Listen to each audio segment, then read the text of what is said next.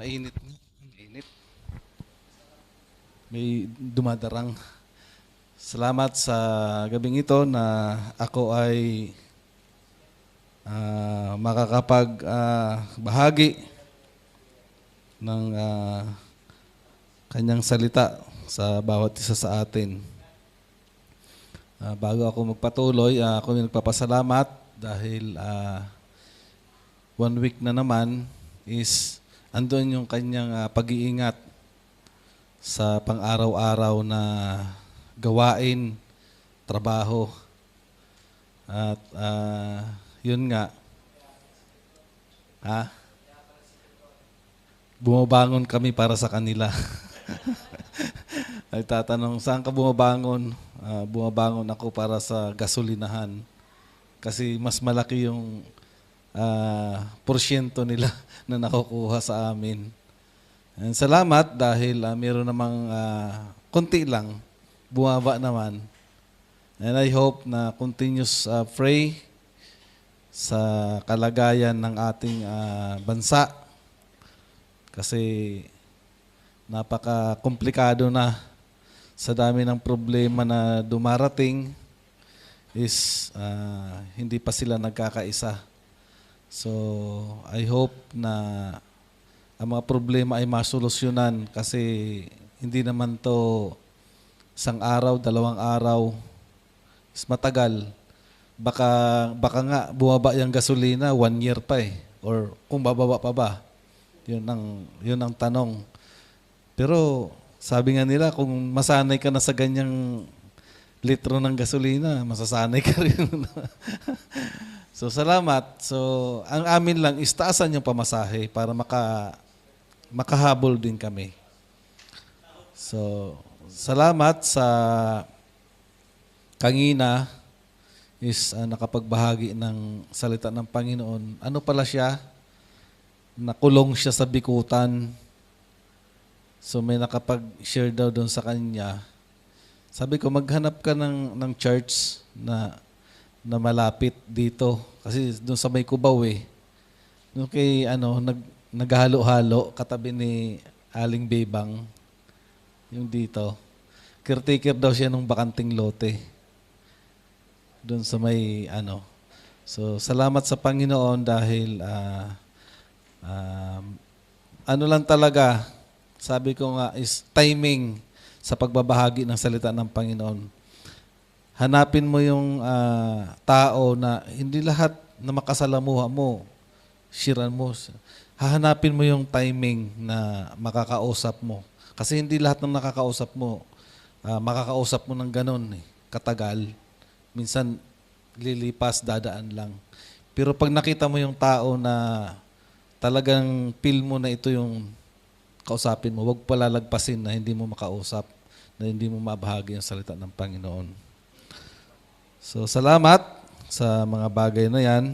And salamat sa 2 kong anak. I hope na si Gab ay may matutunan na instrumento para hindi na cellphone yung pagkaabalahan. Matutuwa ako kung magdamag siyang maggitara sa bahay kaysa magdamag na nagsiselfone. Okay? Salamat sa pagpupursige ng ating tagapanguna. Dapat na matuwa kayo kasi sa daming dumaan na tagapanguna natin, ngayon lang nangyari yan, na i-push kayo sa mga bagay na yan. Hindi naman yan para sa sa Panginoon yan hindi para gamitin. Magagamit niyo yan. Di ba? Maganda yung marunong ka sa mga instrumento. And mga talent na natutulog lang, dapat gisingin natin. Okay? Kasi wala nang ibang dito, kayo na yun eh. Kayo na yung may iwan dito. So dapat marunong kayo sa mga bagay na yan.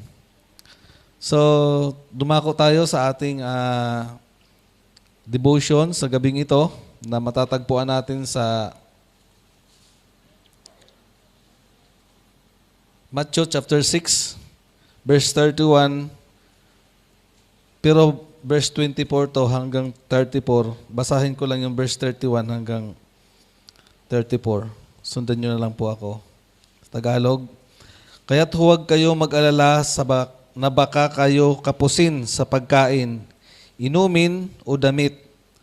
Hindi ba't ang hintil ang nababahala tungkol sa mga bagay na ito? Alam na ng iyong Ama na nasa langit na kailangan ninyo ang lahat ng ito.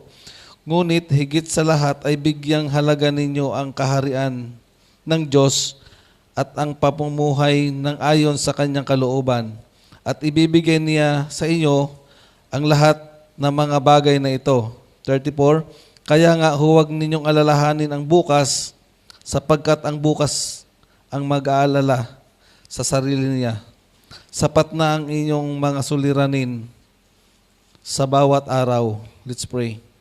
Panginoon na dakila, salamat Panginoon sa iyong salita na aming pag-uusapan, pagbubulay-bulayan, pag-aaralan sa gabing ito. Dalangin ko Panginoon na ikaw ang siyang patuloy na kumilos sa bawat sa amin, na lubos namin maunawaan na kung paano mo ibinigay sa amin ang salitang ito na para saan? At now matutunan namin na ang mga bagay ito is may purpose sa aming buhay. Tulungan ka Panginoon na maunawaan namin ang iyong salita at makita namin ang mga katotohanan na nagmumula sa iyo. Salamat o Diyos. Gabayan mo kami ng iyong banal na espiritu upang ikaw ang siyang aming maitaas at ang hindi ang aming mga sarili, Panginoon. Salamat. In Jesus' name I pray. Amen. So, our topic is about napakasimple lang sa mga nangyayari sa kasalukuyan. Sabi ko nga, every time na lumalabas ka ng bahay, ako personally, is makikita mo yung reality ng buhay. Ang lahat ng tao, alas 5 pa lang ng umaga, palabas na ng bahay, puno na yung jeep, puno na yung mga bus, puno na yung kalsada ng sasakyan. Because dahil sa mga pang-araw-araw na pangailangan, doon sila nakatuon ang kanilang pag-iisip. Even mga Christian, hindi naman lingid sa atin yung ating mga buhay na tayong tatrabaho. Pero dapat bilang isang mananampalataya is hindi ito ang ating priority. Hindi ito yung ating tawag dito, pinaka-main goal sa ating buhay. Ito ay kaloob ng Panginoon, trabaho, mahalin natin kasi dito nanggagaling yung source ng ating pamumuhay, ng ating pangailangan. But hindi na ito. Pero kung ito na yung iyong nasa puso, ito na yung iyong nais na lang gawin maliban sa ating Panginoon, parang take ka muna, stop ka muna. Parang iba na yan. Di ba? Ako personally, ang daming hinahabol. Kasi pag Saturday, nakukuha ako ni Pastor, so parang nababawas yung oras. Pero yung ano niya, yung provision ng Panginoon, makikita naman natin na sufficient, but itong month na lang talaga ito na napakalaki ng gasolina na talagang ang laki ng nakukuha. Imbis na 1 to yung aking gasolina, 2,000 ang inaabot. So napakalaki, 800 pesos. Yung kanyang deficit or kumbaga something na nawawala. So salamat sa Panginoon sa mga pangyayari. Kaya nung ito yung nabasa ko nung nakaraan, ito sana i-share ko nung pumunta tayo sa sa pahapyawan ko lang, pero hindi naman buo talaga na isabihin ko. So salamat sa Panginoon at mayroon siyang nais na ipaalam or nais na matuto sa mga bagay na nais niya sa atin. Ang title nito is Diyos o Kayamanan. Sabihin yung Diyos o yung kayamanan, or yung sanlibutan, kung saan tayo narito, gumagalaw. Sa panahon natin ngayon, ang mga tao ay lalo na sa mga walang pananampalataya ay nag-aalala anong mangyayari sa atin sa hinaharap.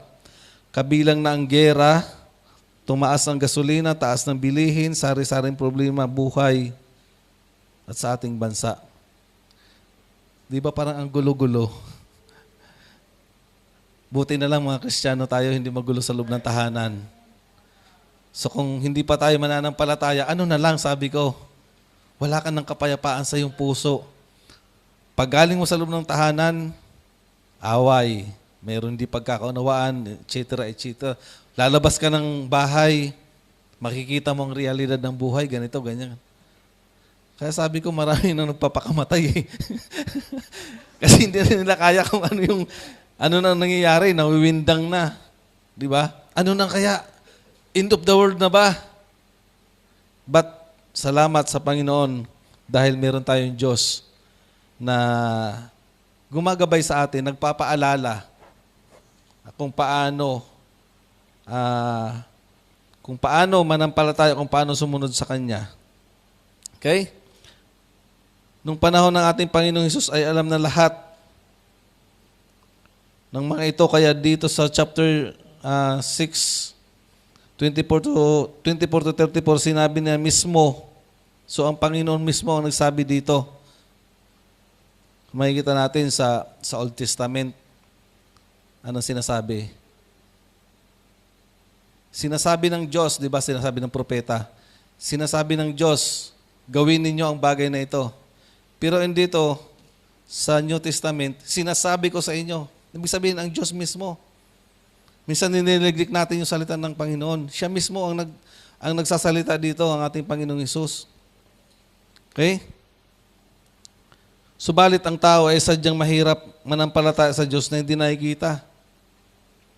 Sabi nga ng mga Catholic, kaya daw sila mayroong mga rebulto or something na larawan upang maniwala na may Diyos. Di ba? Kasi ang hirap daw maniwala na wala kang nakikita. Isa naman yung sabi ng Hebrew, di ba? Na ang pananampalataya ay bunga ng ating pagtitiwala sa Diyos na hindi natin nakikita. Okay? At nagsabi na tayo na at magtiwala sa Kanya. Subalit ang tao ay sadyang mahirap manampalataya sa Diyos na hindi nakikita, na nagsasabi na tayo ay magtiwala sa Kanya. So parang hirap, no? Magtiwala ka sa akin. Akong bahala. Pero hindi mo nakikita. Kasi nga, wala silang personal na relasyon sa kanilang buhay. But para sa atin, dapat na unawaan natin ang mga bagay na ito. So, merong tatlo na nais ang Panginoon na ipakilala or ipaalala sa atin sa mga verse na ito, from verse 24 to 30. Sabi dito, number 1, anong gusto niya? Una, wala kang ibang Diyos maliban sa akin. Sabi niya sa verse 24, walang aliping makapaglingkod ng sabay sa dalawang Panginoon, sapagkat kapuputan niya ang isa at ibigin ang ikalawa. Paglilingkuran ng tapat ng isa at hahamakin ang ikalawa. Hindi kayo maaring maglingkod ng sabay sa Diyos at sa kayamanan. So ang ibig sabihin ng Panginoon dito is, ako lang. Di ba? Minsan nga pag meron tayong sa mga nanliligaw, pastor, di ba? Kasi nanliligaw pa lang siya kay kay Eunice. Si Eunice pa lang nanliligaw pa lang kay pastor. So, ibig sabihin, ang gusto ni pastor, ako lang. Wala kang ibang nililigawan. Di ba? So, ganoon din ang ating Diyos. Ang gusto niya is wala kang ibang Diyos. Kasi kung titingnan natin ang history ng Israel before, nung nasa Egypto sila, is maraming Diyos na sinasamba ang Ehipto. Kaya nung nung umalis sila doon, nagpaalala ang Panginoon sa kanila sa Exodus na wala kang ibang Diyos maliban sa akin. Okay? And then pagdating dito, kay Jesus, ganun pa rin. Wala kang ibang Diyos maliban sa akin. Hindi ka makapaglingkod ng dalawa. Okay? Maraming taong nagsasabi na mahal nila ang Diyos, kilala nila ang Diyos, may takot sila sa Diyos, subalit iilan lang ang merong totoong pananampalataya. Kahit sino tanungin mo, pag nagbahagi tayo ng salita ng Panginoon, ay alam na namin yan. Alam ko may Diyos. Di ba? Pero wala dito. Puro lang dito sa bibig. At sabi nila, marami tayong mga Diyos-Diyosan sa ating buhay. Trabaho, kayamanan, career, even family. Okay? Ang Diyos natin ay mapanibughuing Diyos. Ano nun? Nagsiselos ba? Kung sa mababaw na Tagalog? Siloso. Jealous God. Ayaw niya nang meron kang sinasamba. Even asawa mo man yan, even nililigawan mo man yan sa mga teenager. Di ba? Choy? Meron na ba? Okay lang naman ligaw, basta ang Panginoon ang priority mo sa iyong buhay. Okay? Pangalawa, anong nais ng Diyos? Our priority. Mateo 6:25. Kaya't sinasabi ko sa inyo, huwag kayong mabalisa tungkol sa inyong kakainin at sa inyong iinumin upang kayo'y mabuhay o kaya'y tungkol sa susuotin ng inyong katawan. Hindi ba't ang buhay ay higit na mahalaga kaysa pagkain at ang katawan kaysa damit? So mapapansin mo, sa sanglibutan or dito sa atin, ito yung priority. Kasi pag ito nawalan, pwedeng pumatayan. Pag wala ng, halimbawa, nagkaroon ng civil war, wala ng pagkain, nagkaubusan na ng pagkain. Pag ikaw, tatay, nakikita mo yung anak mo na nagugutom na, doon na nagsisimula yan eh. Pwede nang dumating sa point na papatay ka ng tao, kumain lang. Kaya yung mga tao, kailangan magtrabaho, lumabas, etc. para mapunuan to. Wala silang pakialam dito, wala silang pakialam dito, wala silang pakialam dito. Lalo pa walang pananampalataya, wala silang pakialam dito. Kung mapuputol yung paa nila, basta ito, masustintuhan. Di bali nang mawala tong kamay ko. Yung iba nga nagbibinta ng, kidney. Diba? Masustintuhan lang ito. Mapunuan lang ito. So sabi ng ating Panginoon, hindi yan ang priority. Pag wala kang pananampalataya, dito ka lang nakapokus.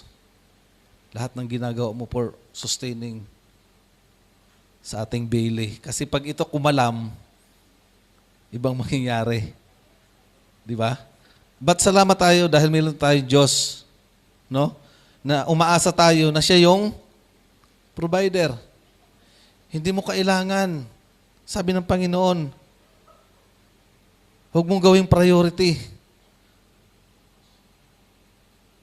Yung ating tummy, pagkain dito, puro pagkain. Okay? Minsan, hindi ito lingid sa ating mga mananampalataya. It's a reality. Sabihin natin, Brad, Kuya Marlon, sino ba naman yung tao na gusto magutom? Di ba? Kaya nga kami nagtatrabaho para kumain. That's right. Kasi yan yung ating tawag dito, pangangailangan ng ating katawan. But, sabi nga ng Panginoon, Hindi lang sa tinapay nabubuhay ang tao, kundi maging sa salita ng Diyos. Ibig sabihin, hindi lang tayo nakapokus doon sa physical na bagay, dapat meron din tayong spiritual sa buhay na dapat pinipid din natin. Hindi lang puro dito, dapat meron din dito. Okay? Pangatlo na nais ng Panginoon na ipaalala sa atin, our focus, magkaiba ba? Parang priority and focus. Magkaiba? Or magkatulad lang? Magkaiba, no? Okay. Kasi yung priority, ito yung pinagtutuunan mo. Inuuna. Yung focus mo naman, kung saan ka nakatuon ang iyong pag-iisip. Okay? Sabi sa Matthew 6, 20-30, at bakit kayo nababalisa tungkol sa pananamit? Isipin ninyo kung paano tumutubo ang mga bulaklak na parang hindi sila nagtatrabaho ni gumagawa ng damit, di ba? Ngunit sinasabi ko sa inyo, kahit si Solomon na napakayaman ay hindi nakapagdamit ng singganda ng isang mga bulaklak na ito. Kung dinaramitan ng Diyos ang damo sa parang na buhay ngayon at kinabukasan ay igagatong sa kalan, kayo pa kaya? Kay liit ng iyong pananampalataya. So makikita natin dito na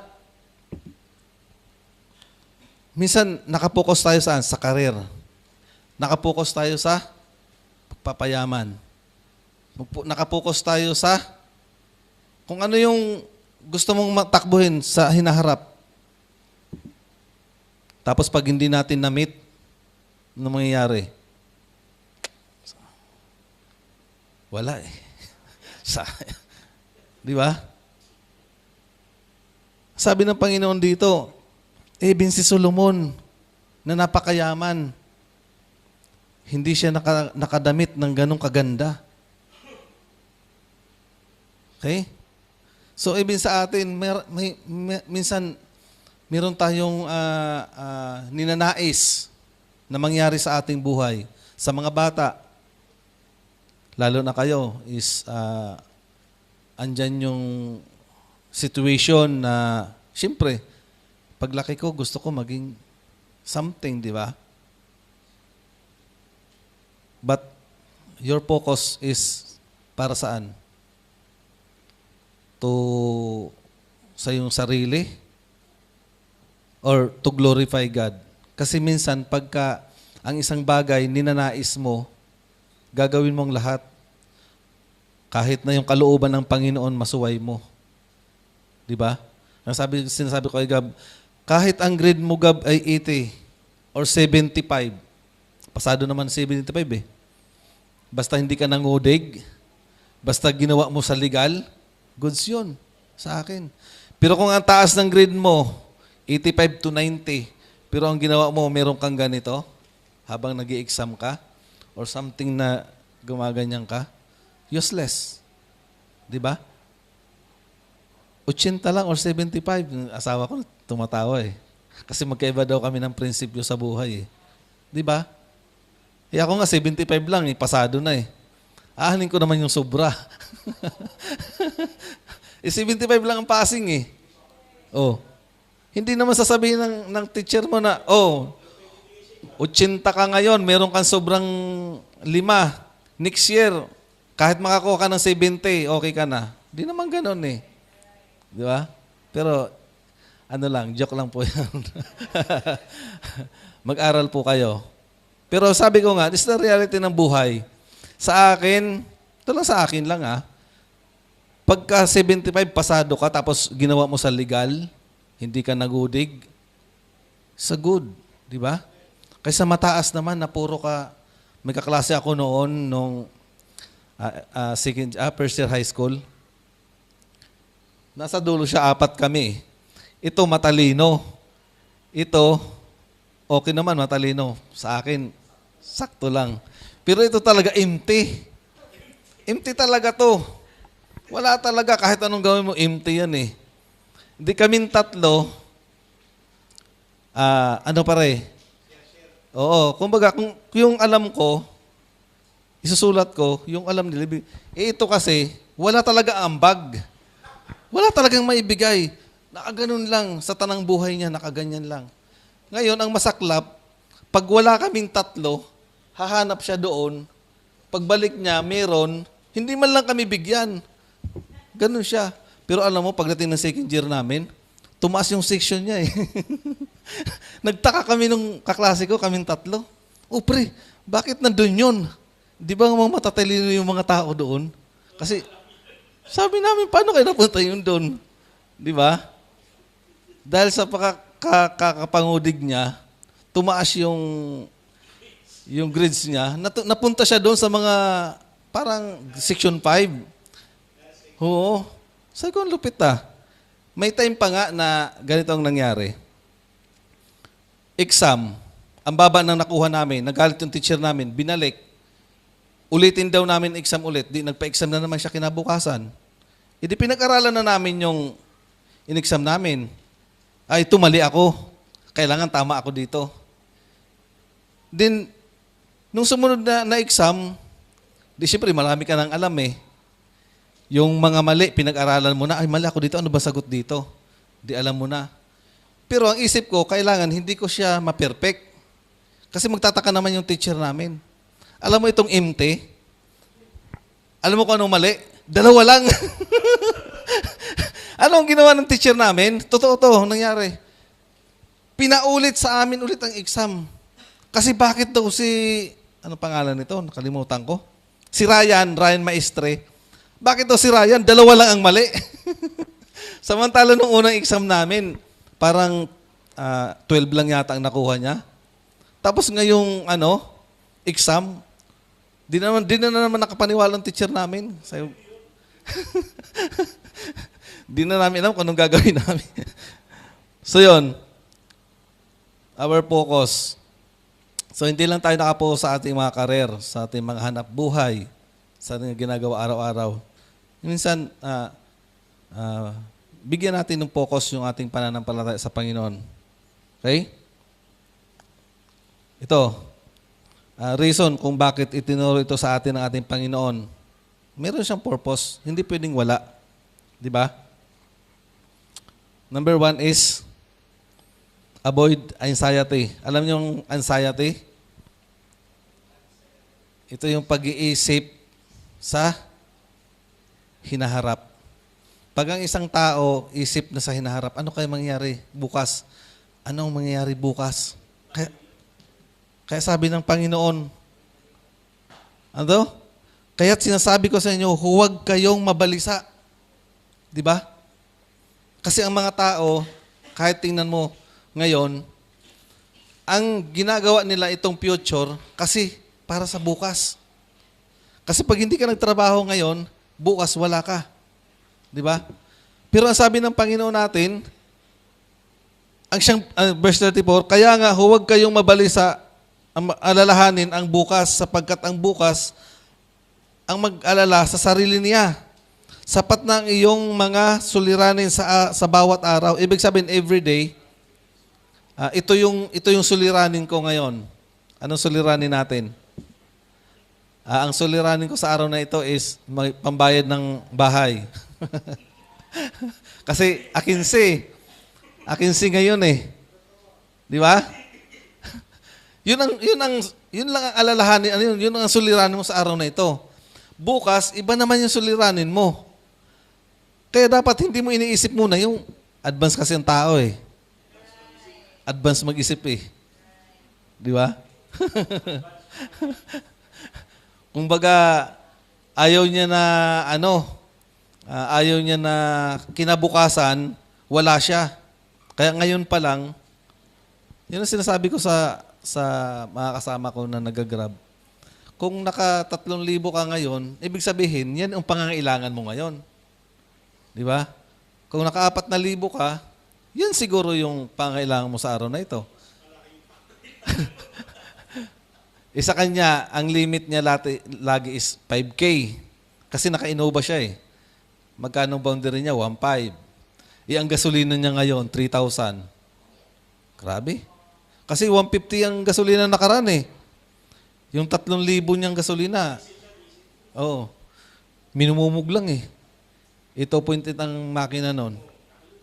Kaya sabi ko, ang hirap na i-explain mo sa mga tao, lalo na walang pananampalataya, na ang Panginoon, para sa kanila, parang ang dating sa kanila, pag sinabihan ko sila na ang Panginoon ang bahala kinabukasan, huwag mong alalahanin. Parang sa kanila, iniinsulto mo. Yun parang, ano mo naman? Ha? Kaya nga parang sabihin sa'yo, ano bang tao na to? Kasi hindi nila maintindihan. So salamat tayo sa Panginoon dahil meron tayong pananampalataya. At ang mga bagay na ito is naunawaan natin. So, wala sa atin magkaroon ng anxiety, no? Kristiyano na nagkaroon ng anxiety. Diba? Huwag mong lalahanin yung bukas. Bukas nang bahala sa Kanya. So, ang nais ng Panginoon sa atin is avoid anxiety. Sabi sa Pilipos 4:6-7, huwag kayong mabalisa tungkol sa anumang bagay. Sa halip, hingin ninyo sa Diyos ang lahat ng inyong kailangan sa pamamagitan ng panalangin may pasasalamat. 7, at ang kapayapaan ng Diyos na hindi kayang maunawaan ng tao ang siyang mag-iingat sa inyong puso at isip dahil sa inyong pakikipag-isa kay Kristo Jesus. So yun yung mga bagay na natin panghawakan. Nawa ang mga bagay nito ay nasa ating puso. No? Hindi ko po alam ang iyong puso at isip kung gaano kataas ang ating mga pananampalataya. But ito yung ating panghawakan. Okay? Sabi sa 1 Peter 5:6-7, kaya nga pasakop kayo sa kapangyarihan ng Diyos at dadakilain niya kayo pagdating ng takdang panahon. Ipagkatiwala ninyo sa Kanya ang iyong mga alalahanin sa buhay sapagkat siya ang nagmamalasakit sa inyo. Not your own strength, not your own knowledge. Diba? Choy, nakailang result sa palang? Trust in the Lord.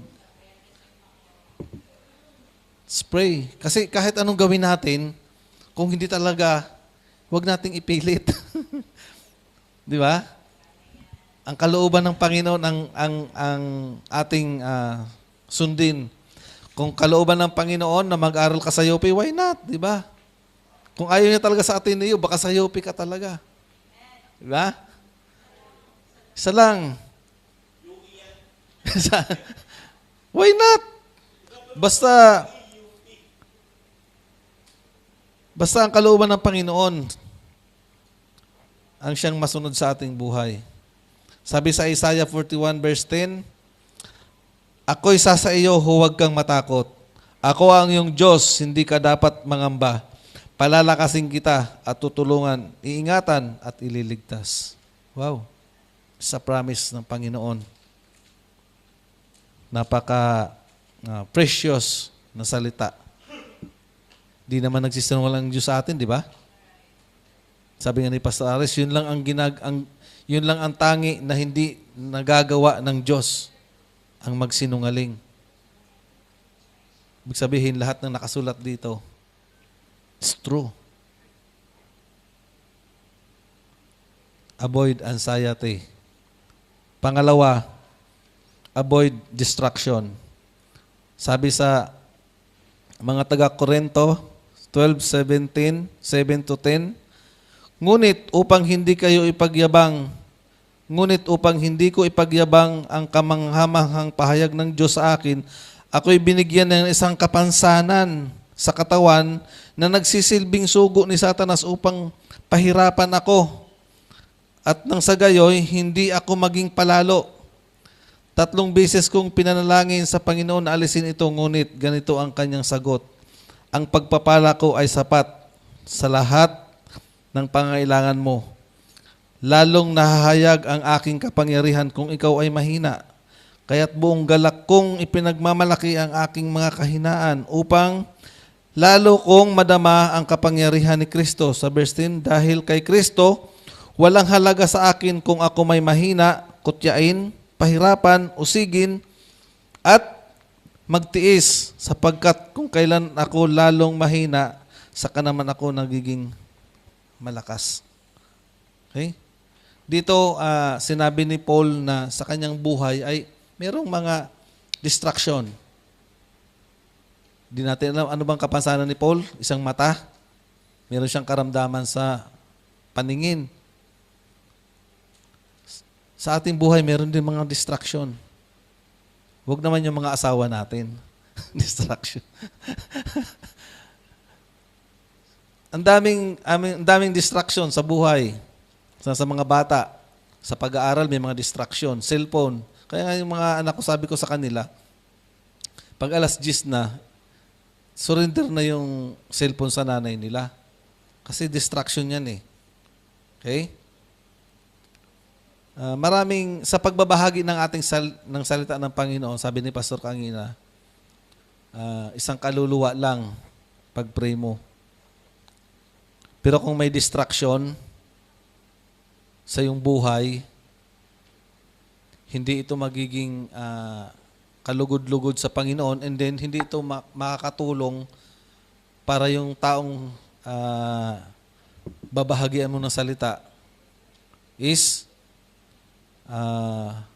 tawag dito, mahayag ang kapangyarihan ng Diyos kasi mayroong distraction sa buhay mo eh. Diba? Mayroong mga ginagawa tayo, extracurriculum. Ito yung mahirap mag-share ng salita ng Panginoon kung tayo mismo, di ba? Tayo mismo, hindi natin na-apply yung salita niya. Paano maniniwala yung tao, lalo na yung mga kakilala natin, kaibigan, nako, sabihin sa yan. Nung alam nyo, nung bago lang ako, mananampalataya, weeks or month, nung lubos ko talaga na unawa ng Panginoon. Ang sabi nila sa akin, nababaliw na yata to. Hindi ka naman ganyan eh. Diba? Pag inom. Pag bisyo. Pag nakaw. Lahat. Pero, one day, nag-disagree ako sa ginagawa nila. Sabi nila sa akin, baliw daw ako eh. Diba? So, paano sila mawiwin mo sa Panginoon kung tayo mismo is kasama nila sa ginagawa nila. Kung wala tayong pagkakaiba, same naman tayo eh. Diba? Paano mo masabi na dyan maliligtas kami kung tayo pare-pares naman natin ginagawa? Mga bata, kinig kayo sa school. Sinasabi ko sa mga anak ko eh, baka kayo yung dun promotor ng kaguluhan kasi itong babae lagi nagkikwento to na mayroong mga ganyan-ganyan sa kanila. Sabi ko, wag akong makakarinig doon na balita sa mga guro nyo na kayong nangunguna doon sa mga kaguluhan, mga may ingay sa school. Kasi pangit yung Kristiyano ko, ikaw yung maingay sa loob ng klase nyo. Di ba? Pangit yun. Dapat nga ikaw yung taga-tahimik, ikaw yung nagpapatahimik eh. Ikaw yung peace. Pag nakita ka na nila, ay, andyan na si Gab. Tigil na tayo. Ay, andyan na si Choy, si Ayi. Tigil na tayo. Pero kung nakita ka nila, wow! Yoo! Lalo pa silang nagsaya kasi nandiyan ka na magulo. Diba? Distraction. Baka ikaw yung distraction sa school kung bakit hindi natututo yung iba. Diba? Avoid distraction. Sabi sa Lucas, ito, sa mga nanay, sa family, si Marta naman ay abalang-abala sa paghahanda, kaya't lumapit siya kay Jesus at dumaing pa. Panginoon, baliwala po ba sa inyo na pinapabayaan ako ng kapatid kong maghanda ng nag-iisa? Sabihan nga po ninyo siyang tulungan naman ako. Ngunit sinabi ng Panginoon sa kanya, Marta, Marta, mababalisa ka at abalang-abala. Ito, saglit. Marta, Marta, mababalisa ka at abalang-abala sa maraming bagay, ngunit iisa lamang ang talagang kailangan. Mas mabuti ang pinili ni Maria at ito'y hindi aalisin sa kanya.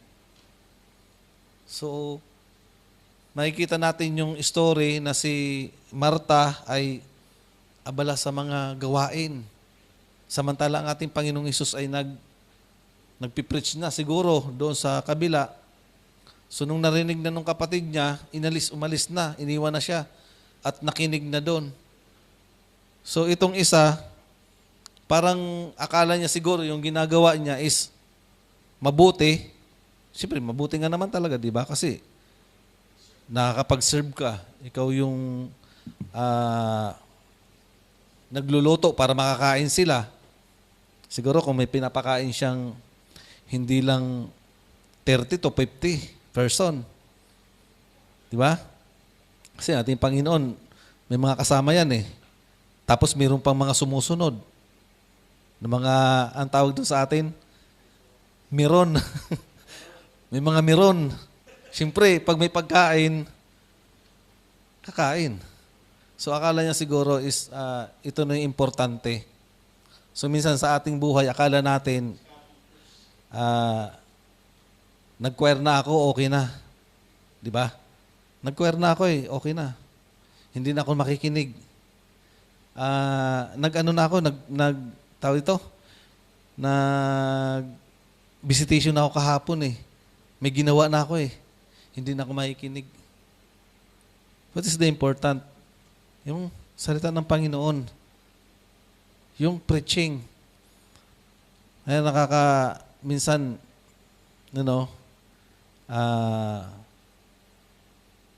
sa church natin, nakita ko rin to before, nung nandun pa kaya nakita ko, sabi ko, okay lang ba ganon? Kasi, nag-evaluate si Pastor Ronnie about sa church natin noon. Ang sabi ko, okay lang na nagawa mo na yung bagay at nagtutugtog naman ako eh. Hindi na ako magsulwin. Okay lang di magsulwin basta nag-ambag ako sa ganito. Nagbigay ako para sa mission. Hindi na ako magsulwin. Diba? So, hindi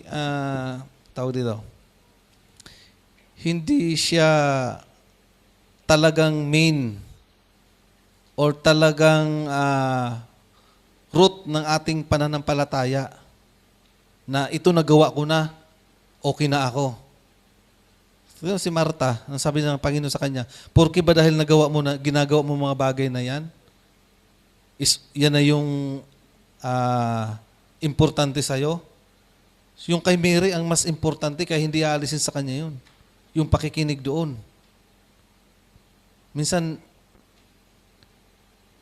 pagdating ng preaching, di ba? Kantahan, okay.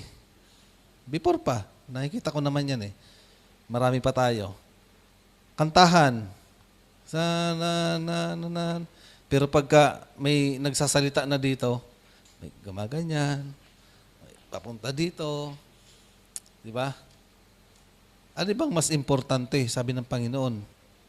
Yung pagluluto mo dyan, yung pag-aasikaso mo, o yung namimiss mo doon na pinag-uusapan? Diba? So, maging tayo, aware sa mga bagay na akala natin okay na ako, nagawa ko na, finish na. Bahala na kayo dyan.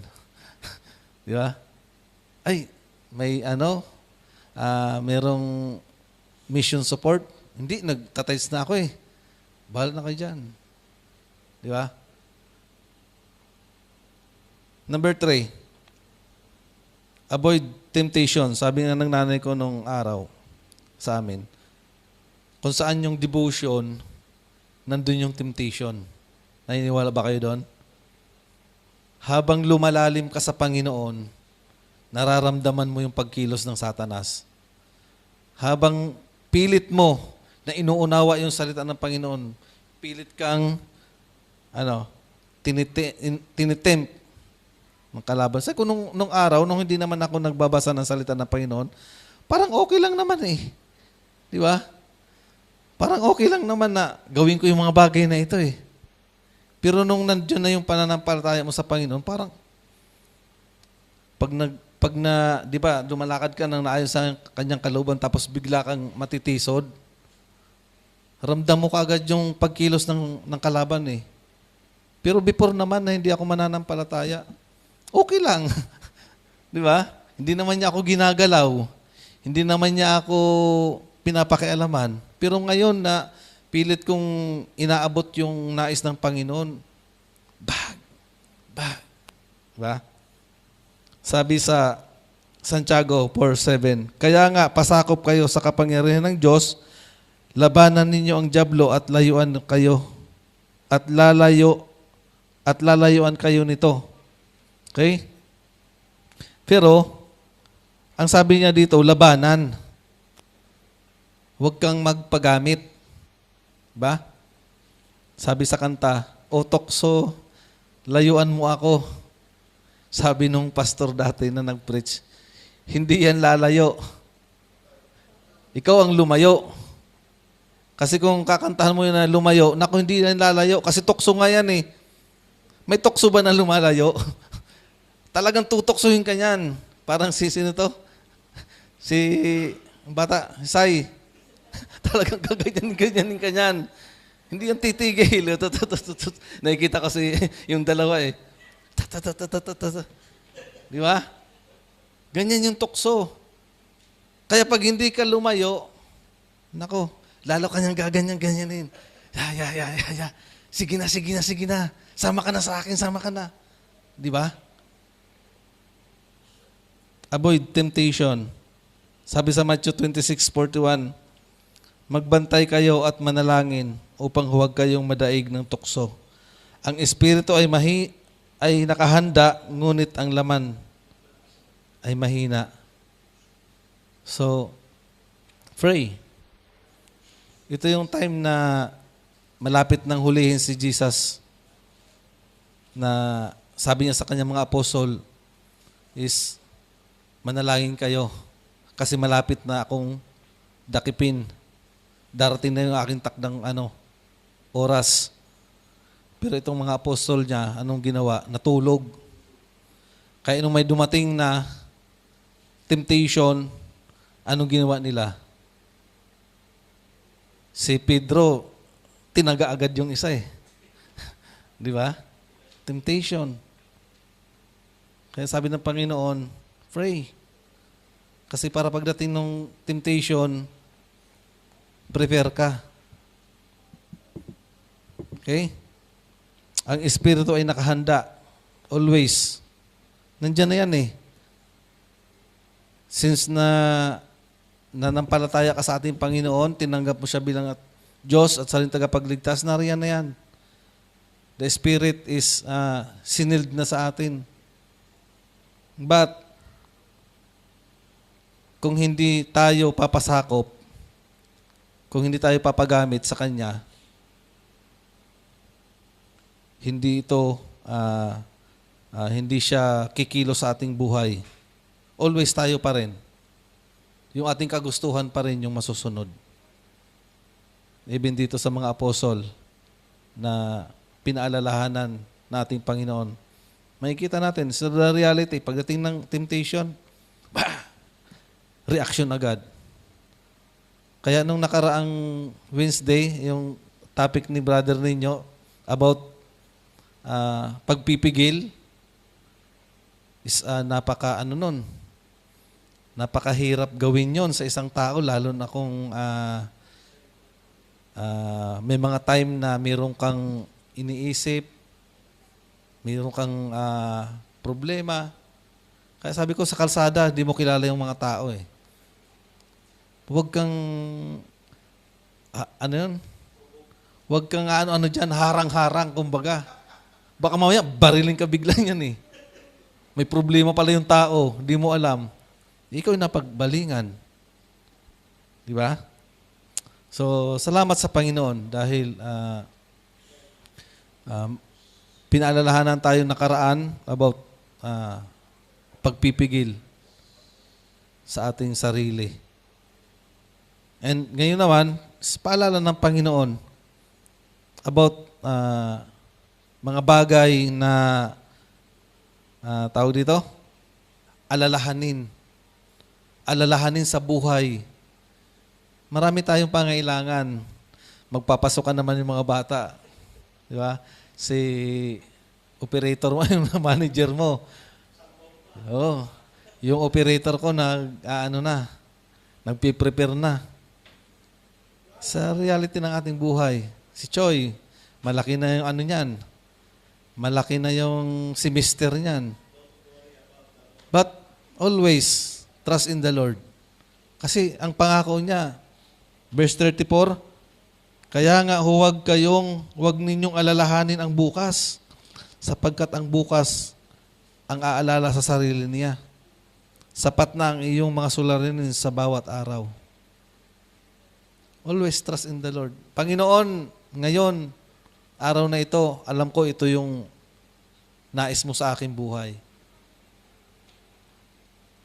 Kanina nakita ko, ito siguro yung, hindi siguro, ito yung plano ng Panginoon. Naramdaman ko na itong tao na to, kailangan ng salvation. Kinausap ko. Buti na lang, sabi niya, dati nakapakinig na rin ako ng ganyan. Kasi galing akong kulungan, sabi niya. 12 years siya nakulong. Ha? Nakulong ka pala? Oo. May nagkausap na sa akin doon na ganyan, sabi niya sa akin. Sabi ko, ang dahilan ay droga. Nagbinta siya ng droga. Oo. Buti nga, sabi niya ngayon, hindi na siya doon sa Taguig kasi sa Taguig Tagala marami. So, dito siya sa Cubao. So, salamat sa Panginoon sa mga bagay na nais niyang ipagawa sa atin. Maybe sa pagising natin sa umaga, pray. Lord, anong kalooban mo sa araw na ito? Lord, alam ko na ito yung nais mong ipagawa sa akin sa umagang ito, sa araw na ito. Hindi, huwag nating ipag-pray na bukas, yung bukas. Alam na ng Panginoon yun, sabi nga sa kanyang salita, hindi pa tayo nagsasalita, alam na niya kung ano ating pangailangan.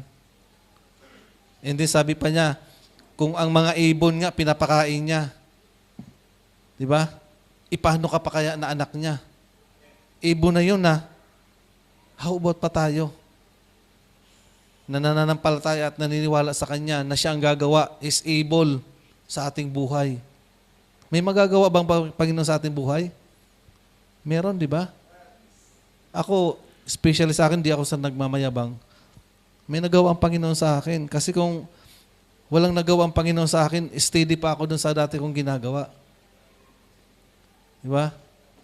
But, still, na magtiwala tayo, huwag tayong mabalisa. Huwag nating alalahanin yung mga bagay na hindi naman dapat magkakaroon lang tayo ng anxiety. Ang anxiety, maliit lang yan una. Naalala ko ng hipag kakaroon ng anxiety kay isip. Magka-college na yung anak niya, wala silang resources, di ba? So, nagkakaroon siya ng hindi pa naman umaabot sa ganon na may nagsasalita na. But, salamat dahil nakausap namin siya napayuhan namin siya, naalalahanan na ang mga bagay is pagkatiwala sa Panginoon. Kasi wala man tayong magagawa. Mga yan. Okay? Let's pray. Panginoon, salamat po muli sa oras na ito. Salamat sa paalala sa amin ng iyong salita. Even doon sa aming mga kapatiran na nasa Abu Dhabi, sa Amerika, Lord, ikaw din po ang siyang patuloy na mag-remind sa kanila. What happened kinabukasan? What happened sa aming mga buhay? But, Lord, manatili kami na magtiwala sa iyo. manatili kami sa iyong pangako na ikaw ay mayroong magagawa sa aming buhay. Ilagak namin ang aming buhay sa iyo. Pagkatiwala namin ang aming mga sarili at hindi sa aming mga sariling kakayanan. Help us na mga salita mo, Panginoon, ay maging sandata namin sa hamon ng buhay sa pang-araw-araw. Tulungan kami, Panginoon, na lumago espiritual nang sa gayon ma-overcome namin ang bawat hadlang, suliranin na dumarating sa aming buhay. Muli, salamat, Panginoon. In Jesus' name I pray. Amen.